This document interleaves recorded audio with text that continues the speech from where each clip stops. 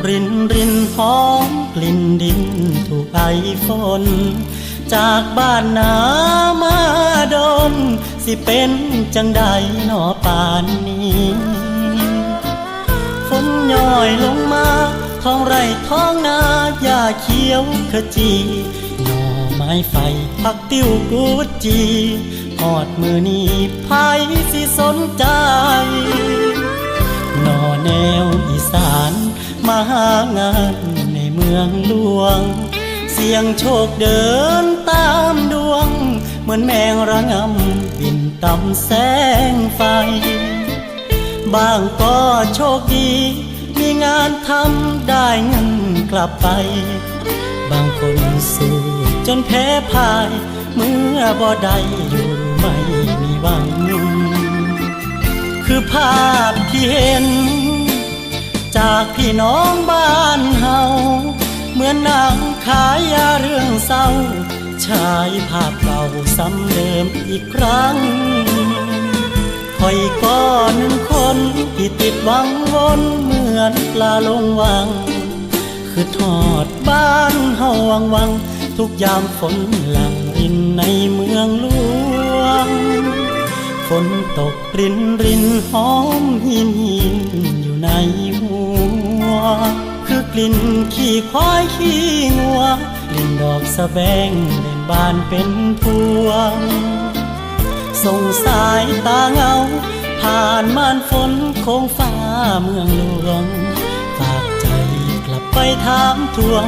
คือทอดไข่บ่อีพ่ออีแม่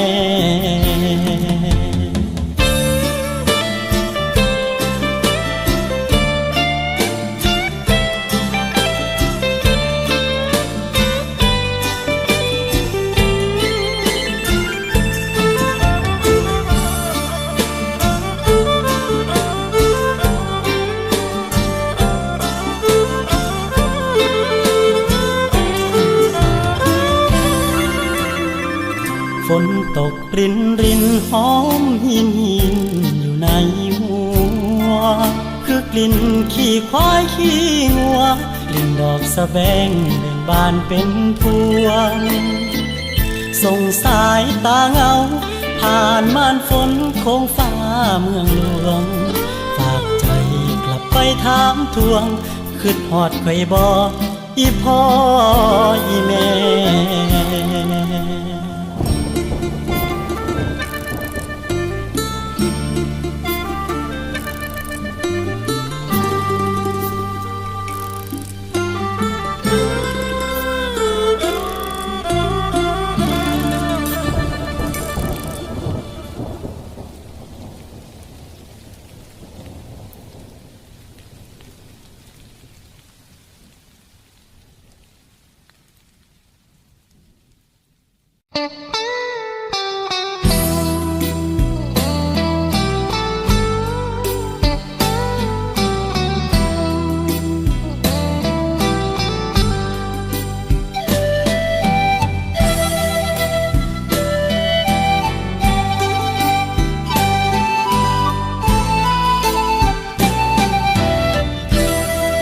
เก็บคำว่าคิดฮอดยอดกระปุกหัวใจสะสมไว้ในยามสองใจต้องห่างน้องคอยอยู่บ้านเฮาหากเหงาหรือคิดถึงจังเบิ่งดอกจานข้างทางแทนอ้ายพลังพลางก่อนเดิน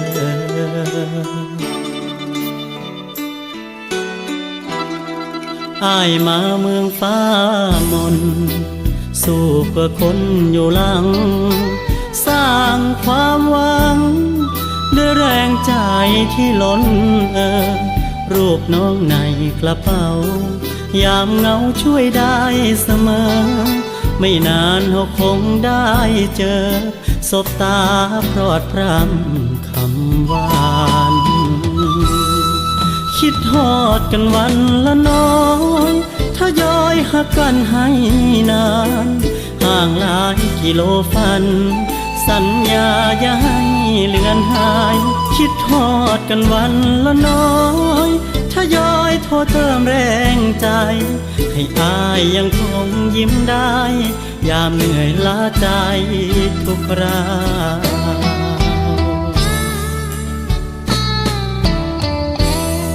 เก็บใจที่หักมันเฝ้าคอยวันที่หวังยามอ้างว้างนั่งคิดถึงวันคืนเก่าท้องทุ่งนาสีทองเคยมีอ้ายน้องยอกเย้าสักวันหนึ่งสองเฮาคงได้ทบทวนความหลัง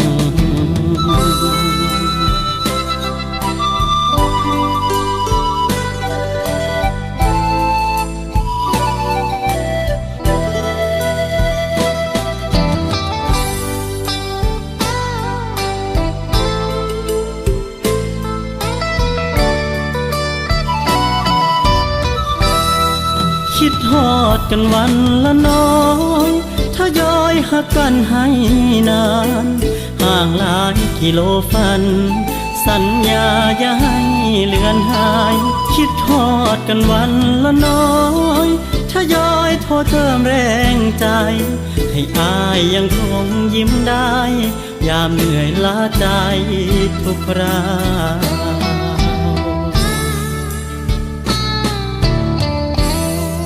เก็บใจที่หักมันเฝ้าคอยวันที่หวังยามอ้างว้างนั่งคิดถึงวันคืนเก่าท้องทุ่งนาสีทอง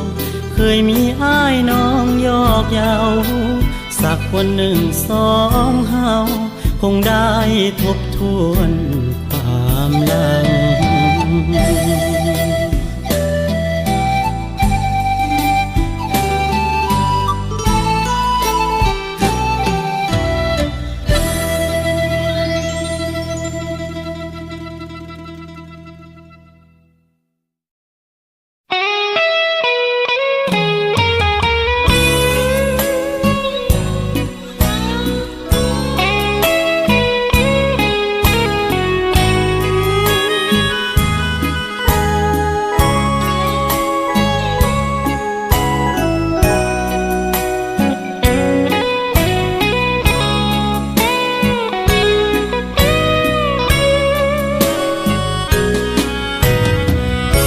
บ่ฮักบ่ว่าเจ้าดอกคำแพงเว้าน้ำพ่ออายมีแหงอย่าแห่งลายเด้อน้ำใจจอบแหนมเจ้านานจนย้ายมาเฮ็ดงานไกลๆอาชีพขายแรงเลี้ยงกายหัวใจไร้วาสนาอย่าเครียดจะว่ากันทอเด้อนาถ้าเห็นผู้บ่าวห่างๆรบกวนน้องทางสายตาเป็นลูกจ้างเขางานหลายเจ้านายเขาว่าทางออกคือลอยส่งตาเก็บภาพเจ้ามาล่อเลี้ยงแรงใจช่วยเดินผ่านไกลทักทายสักคำนำพาเทคแค่อายด้วยหางตาแค่วันละหน่อยได้ไหมส่งยิ้มมาบ้างคงบ่เปลืองเวลาเกินไปพอได้ตัวหัวใจมีแหงฮึดลุยสร้างฝันบ่ฮักบ่ว่าเจ้าดอกคำแพงเว้าน้ำพ่ออายมีแหงเดินแข่งปัญหารายวันบ่หวังได้พร้อมขอแค่มองให้มีใจมันขอยืมหน้ามาเข้าฝันแค่นั้นก็เป็นบุญใจ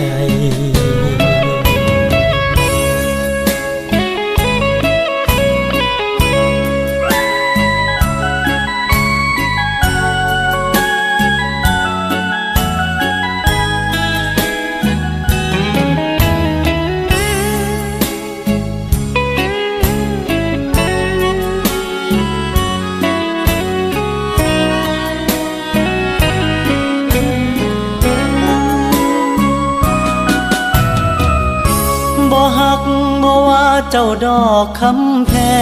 งเว้าน้ำพ่ออายมีแหงเดินแข่งปัญหารายวันบ่หวังได้พร้อมขอแค่มองให้มีใจมันขอยืมหน้ามาเข้าฝันแค่นั้นก็เป็นบุญใจ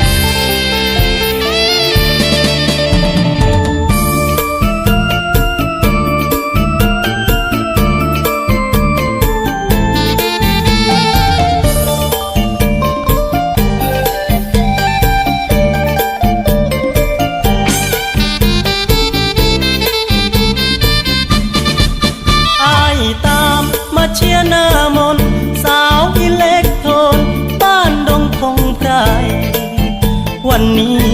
มีงานแสดงเมื่อยามค่ำแลงน้องต้องแปลงกายเปลี่ยนชุดนักเรียนมอปลายมายืนหลังไม่กลายเป็นศิลปินคำลงขับมอเตอร์ไซค์ไปเป็นแรงใจใกล้ๆทุกถิ่นเขาเอิ้นว่าแฟนพันธุ์แท้บอกเคยเปลี่ยนแปลหักแท้อยู่พินแค่ชมไม่ได้ดมกลิ่นใจอายทวินคิดฮอดแต่น้องบ่เศร้าคนหูผู้ขายอ้ายมีดอกไม้มาฝากจากใจแฟนเพลงคนยากเงินอายบ่มีติบน้องคือเขาห่วงเจ้าสาวอิเล็กโทนย่านพวกมือซนลอยบายน้องเจ้าอยู่บนเวทีดนตรีเร่งเราอ้ายแนมเบิ่งเจ้าเทิงดินเทิงหอนคิดอ้อนต่อก่อนซ่อนเด็กแก้มเป็นแสงเจ้าผู้น้อยดองแดงหัวใจอายห่าวใส่น้ำคนห่างที่คอยส่งแรงใจส่งสายตามาไล่อยู่สู่งานบ่เคยเว้นยามเจ้าเต้นหัวใจพี่ไหวสั่นได้ยินเสียงเจ้าพูดแทนอันตันหัวใจอายแห้งละเมอถือเบอร์งวดนี้จังเสียวเงินวางมัดจำไว้ก่อนจะจ้างมาคุยสบตามาสืบภาษาหัวใจก่อนนอนผู้สาวอิเล็กโทนบ้านดอนใจอายสะอ่อนมันแอบหาคนงาม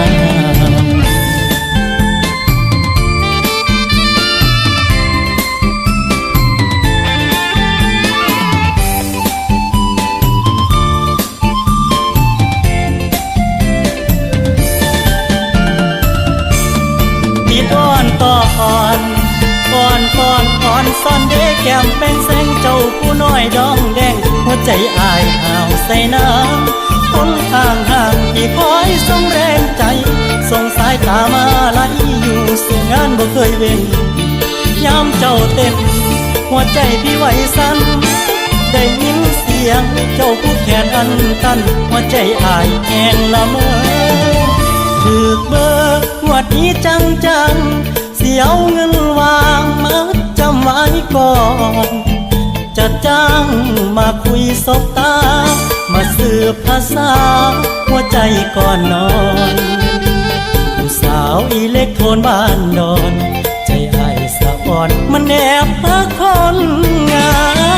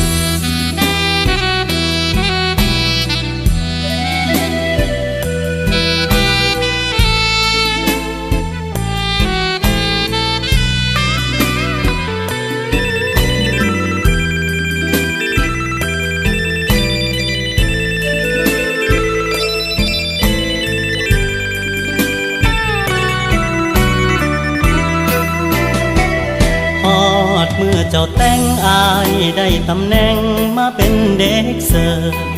หน้าที่แค่ผู้มีเกิดเดินเสิร์ฟเหล้าแดงเหล้าขาวหากพายคู่แข่งถือเขาแย่งตำแหน่งเจ้าบ่าวเสนอตัวมาช่วยงานเจ้าในนามคนนอกบัดเชิญชาตินี้เกิดมาโชควาสนาคือสามคนสอบคือลมก้อนมองจอได้กอดแค่เพียงเงาเพิ่นแค่ผู้มีเกียรตินั่งกินข้าวตามโต๊ะเจ้าเชิญผู้มีเกิบคืออายต้องเดินเสิร์ฟน้ำแข็งลากหัวทั่วงานลบคนที่หูมาลีอยู่หลังคัวข้างองค์พิธีกรประกาศโป่งโป่งเชิญคู่บ่าวสาวหอมกันเขาหอมแก้มเจ้ากลอยอายกลมซอยหัวหอมลงจานเขากอดอายก้อยตาหวานเขาเอิ้นขวัญอายถือเอิ้นเสิร์ฟเราหอดมือเจ้าแต่งอายได้ตำแหน่งแขกผู้มีเกิดได้สิทธิ์มาเป็นเด็กเสิร์ฟส่งท้ายสัญญาใจเราหากแฟนบ่เครียดว่าน้องช่วยให้เกียรติแฟนเก่าหลังจบจากงานแต่งเจ้าช่วยพาเขาไปงานบวชอายเด้อ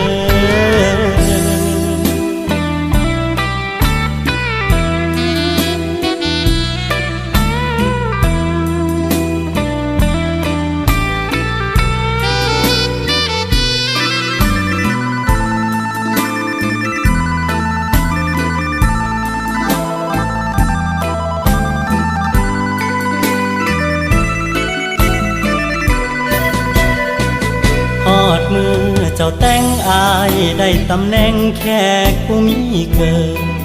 ได้สิทธิ์มาเป็นเด็กเสิร์ฟส่งท้ายสัญญาใจเราหากแฟนบ่เครียดว่าน้องช่วยให้เกียรติแฟนเก่าหลังจบจากงานแต่งเจ้าช่วยพาเขาไปงานบวชอายเด้อ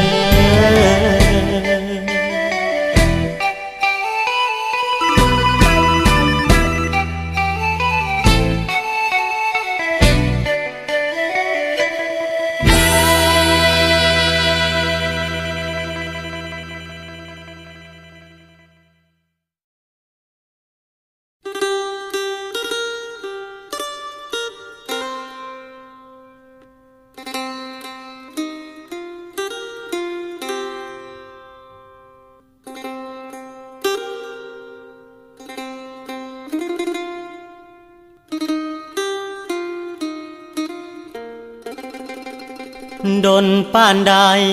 ละน้อง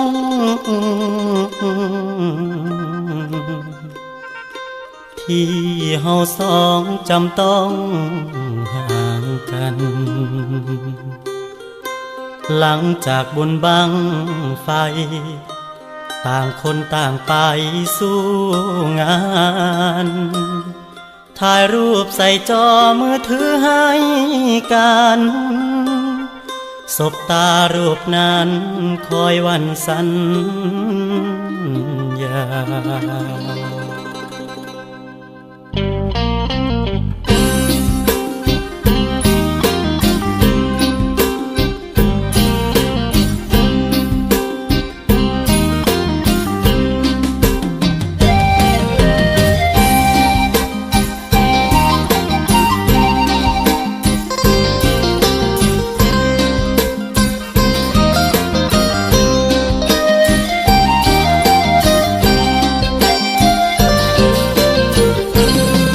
เห็นหน้าเจ้าลอยอ่องลองเมื่อได้ยินฟ้าห้องส่งทางบ้านเฮายามห่างไกลเป็นจังใดน้อนางคือทอดกันบ้างแน่บ่นอเจ้าดนไอจังได้โทรถามข่าวฟ้าห้องเตือนเฮาจะลืมคำเว้าจา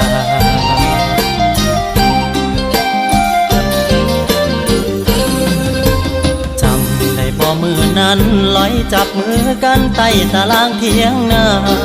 มือถือแลกถ่ายรูปกันไว้เพื่อยามใกล้ให้ได้แนมต่างหน้า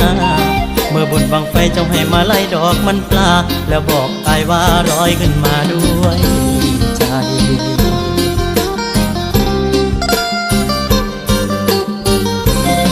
ถ้าดอกมันปลาบ่สิ้นกลิ่นหอมเจ้าเว้าอ้อมว่าสิบ่ยอมมีภัยแต่เมื่อเอาไกลกันโดนอายบ่ไหวกังวลถึงสิเคยเชื่อใจย่านหน้าจอมือถือเปลี่ยนไปถ่ายรูปคนใหม่มายิ้มให้แทน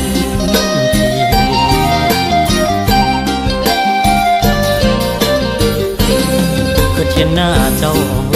ลองฝากเสียงฟ้าหำห้องก้องไปเตือนคนดีบ่อยากเป็นเพียงฟังเสียงเห็นเบอร์จานใจเจ้าเผลอย้อนเทคโนโลยีสบตาหน้าจอเป็นปีป่าปีนี้อายอยากสบตาหน้าจริง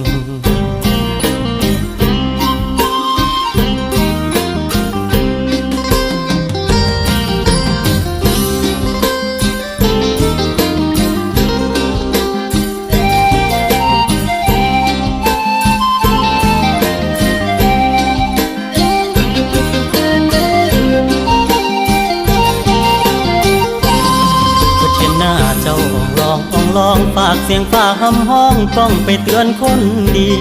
บ่อยากเป็นเพียงฟังเสียงเห็นเบอร์จานใจเจ้าเผลอย้อนเทคโนโลยีสบตาหน้าจอเป็นปีป่าปีนี้อายอยากสบตาหน้าจริง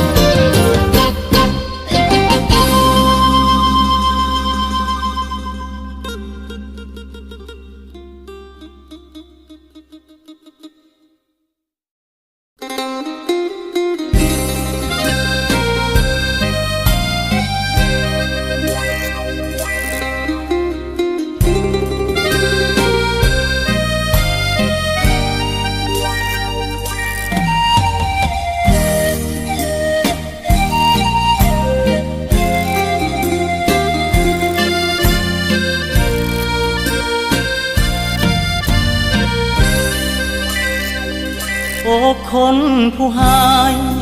หากง่ายคือไม่ลำปอจักเทื่อแล้วน้อที่พ่อคำว่าผิดหวังเห็นว่าบ่ปากคนอายหักก็เที่ยวหักหลังแม่นเป็นตาสังหักกี่ครั้งก็ยังคือเก่าเมื่อมาพบเจ้าสิเว้ากะยานซ้ำรอยคันว่าสิถอยเย็นจอยลึกในใจเงาโอ้ไม่ลำปอย่านพอลวดลายผู้สาวทำท่าเขาบัดพ่อเขาทิ่มเฮาบ่แค่เสียงดังแก่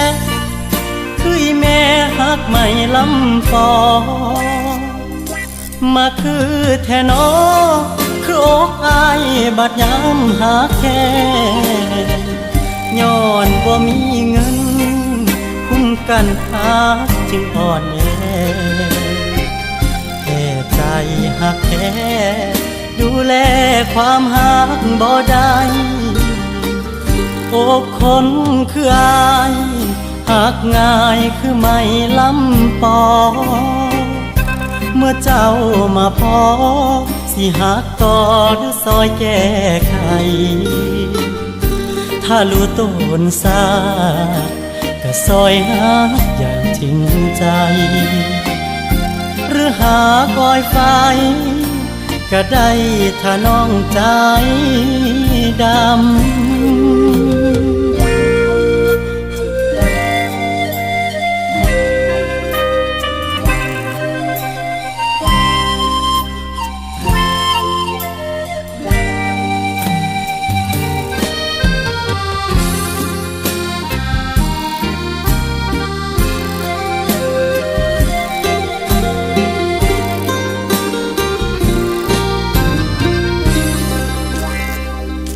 อกคนคืออายหากง่ายคือไม่ลำปอเมื่อเจ้ามาพอสิหักต่อหรือซอยแก้ไขถ้ารู้ตนซาก็ซอยหักอย่างจริงใจหรือหาคอยไฟก็ได้ถ้าน้องใจดำ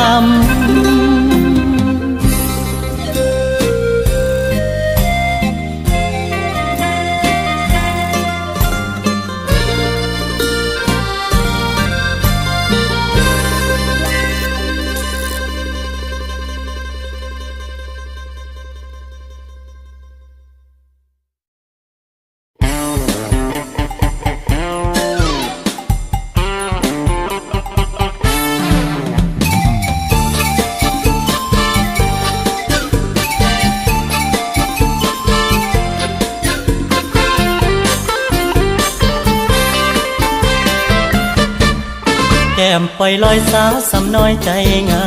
มประจำที่ร้านก้อยซอยเก่าเป็นหม่องเติมแห่งคนขายแรงขี้เงามานั่งแนมแกล้มเล่าลิ้นใจเงาตากลมอายก็เป็นขาประจำคือการเลิกงานเป็นต้องมานั่งชมให้เจ้าเสิร์ฟลาบซอยก้อยขมจิบหางตาคมป้อนอารมณ์ทุกวันสั่งก้อยรอยยิ้มมาชิมแกล้มใจหวานวันย่างสาวเสิร์ฟแน่จัดจานให้คนสู้งานลูกคอขยับแล้วหยอดเพลงอ่อนสอนสาวเสิร์ฟผู้ทิ้งหน้าแต่เกิบมาเฮ็ดงานตอนรับอายกลืนแก้มเจ้าแทนกับที่ดาราลาบจับใจคนจอ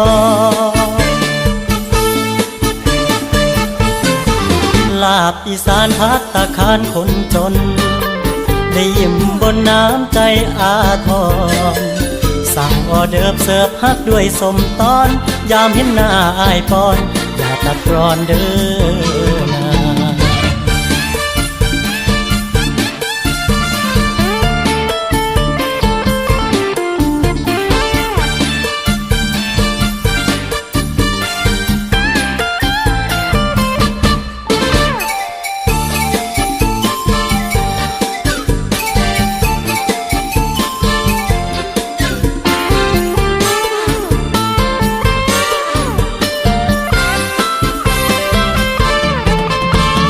สั่งก้อยรอยยิ้มมาชิมแกล้มใจหวานวันย่างสาวเสิร์ฟแน่จัดจานให้คนสู้งานลูกคอขยับแล้วหยอดเพลงอ่อนสอนสาวเสิร์ฟผู้ทิ้งหน้าแต่เกิดมาเฮ็ดงานตอนรับอายกลืนแก้มเจ้าแทนกับที่ดาราลาบจับใจคนจอ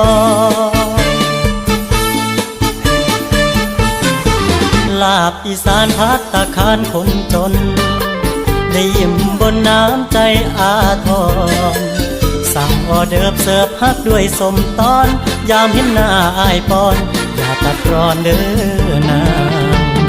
สั่งก้อยรอยยิ้มมาชิมแกล้มใจหวานวันย่างสาวเสิร์ฟแน่จัดจานให้คนสู้งานลูกคอขยับแล้วหยอดเพลงอ่อนสอนสาวเสิร์ฟผู้ทิ้งหน้าแต่เกิดมาเฮ็ดงานตอนรับอายกลืนแก้มเจ้าแทนกับที่ดาราลาบจับใจคนจอ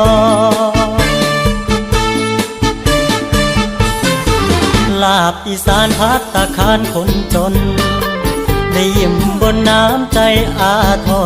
รสั่งออเดิร์ฟเสิร์ฟฮักด้วยสมตอนยามเห็นหน้าอายปอนอย่าตัดรอนเด้อนะ เ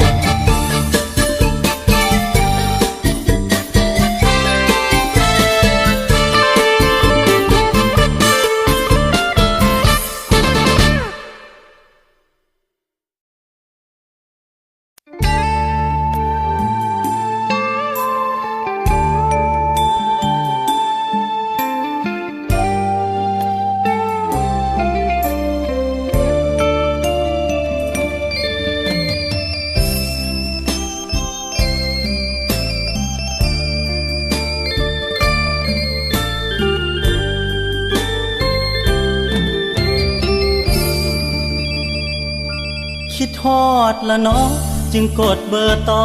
ทางไกลมาหาผู้สาวคนเคยเห็นหน้าบอกกลับมายามบ้านเป็นปีรูปถ่ายให้ไว้อ้ายขยันหอมจนแก้มตกสีได้ยินแต่เสียงจังสีใจอ้ายนี้เป็นห่วงบ่เศร้าเป็นจังใดน้ออยู่กทมเป็นสาวโรงงานสะพายกระเป๋าลาบ้านเดินเดียวอย่างนั้นใจคือสีหนาวแกงไทยข้าวทุงเจ้ากินอุ่นท้องอยู่บ่น้องสาวอ้ายโทรมายามถามเจ้าเพื่อสิคลายเหงายามสองเฮาไกลเจ้านายของน้องเป็นดีน้ำบ่คือสิบ่รอเกินหน้าอ้ายนี้ปานใดเพิ่นเที่ยวมาเว้านัดไปกินข้าวสองคนแล้วไปห้องเช่าเจ้าแห่งอยู่ไกลย่านเพิ่นพาไล่ใจอ้ายห่วงเจ้าคิดฮอดละเนาะจึงกดเบอร์ต่อทางไกลมาหาแนมเดือนแสงนวลถึงฟ้าคิดพ่อหน้าเจ้าอยู่บ่เศร้าอย่านอนดึกหลายพรุ่งนี้ต้องไปเฮ็ดงานแต่เช้าสุดท้ายขอฝากคำเว้าอันอ้ายหักเจ้าคือเก่าเด้อนา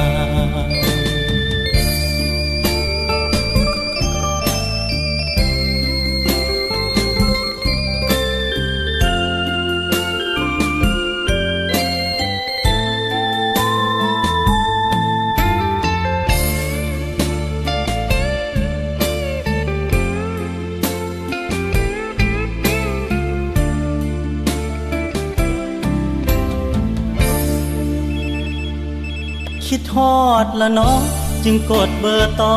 ทางไกลมาหาแนมเดือนแสงนวลถึงฟ้าคิดพ่อหน้าเจ้าอยู่บ่เศร้าอย่านอนดึกหลายพรุ่งนี้ต้องไปเฮ็ดงานแต่เช้าสุดท้ายขอฝากคำเว้าอันอ้ายหักเจ้าคือเก่าเด้อนา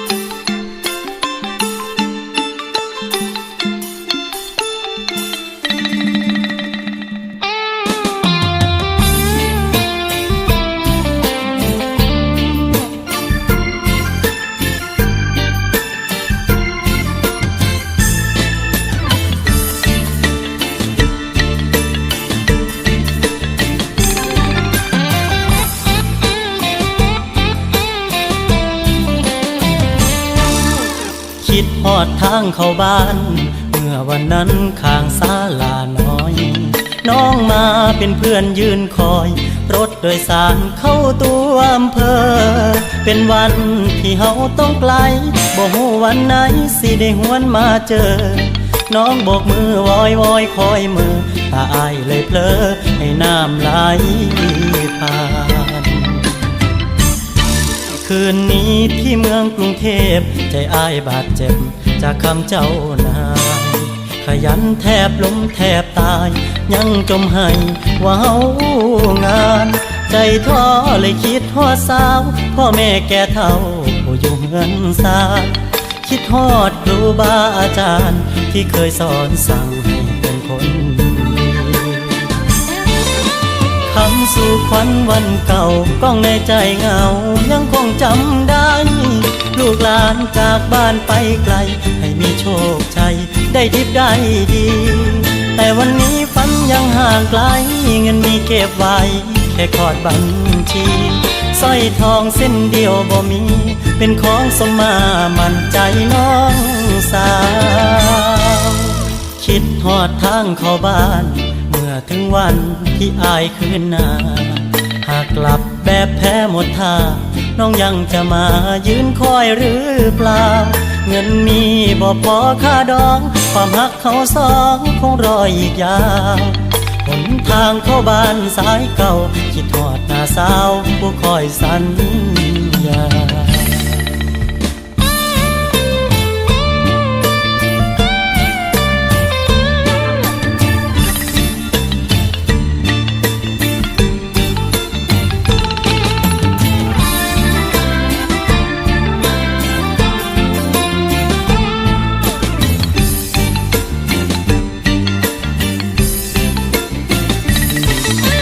คำสู่ขวัญวันเก่าก้องในใจเหงา